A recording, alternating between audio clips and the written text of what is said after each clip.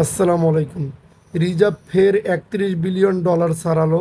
বিস্তারিত জানতে সম্পূর্ণ ভিডিওটি মনোযোগ সহকারে দেখুন। তার আগে অবশ্যই আমাদের চ্যানেলটি সাবস্ক্রাইব করে পাশে থাকা বেল বাটনটি অন করে রাখবেন পরবর্তী ভিডিওর জন্য। দেশের বৈদেশিক মুদ্রার রিজার্ভ ফের $31 বিলিয়ন অতিক্রম করেছে। বাংলাদেশ ব্যাংকের সর্বশেষ তথ্য অনুযায়ী বুধবার 27শে আগস্ট দিন শেষে গ্রোস রিজার্ভ দাঁড়িয়েছে $31.33 বিলিয়ন।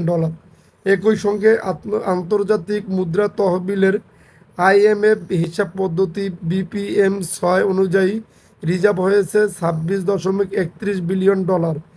এর আগে গত 24শে আগস্ট গ্রোস রিজার্ভ ছিল $30.86 বিলিয়ন এবং BPM-6 অনুযায়ী $25.87 বিলিয়ন।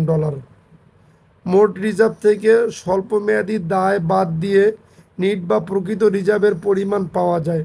তবে এর বাইরে বাংলাদেশ ব্যাংকের রিজার্ভের আরেকটি হিসাব রয়েছে, তা হলো ব্যয়যোগ্য রিজার্ভ। এ তথ্য আনুষ্ঠানিকভাবে প্রকাশ করে না কেন্দ্রীয় ব্যাংক।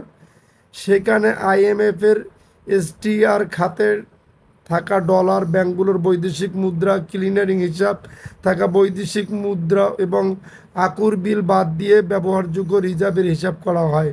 সংশ্লিষ্ট সূত্রে জানা গেছে, সেই হিসাবে দেশের ব্যবহারযোগ্য রিজার্ভের পরিমাণ $20 বিলিয়ন ছাড়িয়ে গেছে। প্রতি মাসে $5.5 বিলিয়ন হিসাবে এই রিজার্ভ দিয়ে 3.5 মাসের বেশি আমদানি ব্যয় মেটানো যাবে। সাধারণত একটি দেশের ন্যূনতম 3 মাসের আমদানি খরচের সমান রিজার্ভ থাকতে হয়।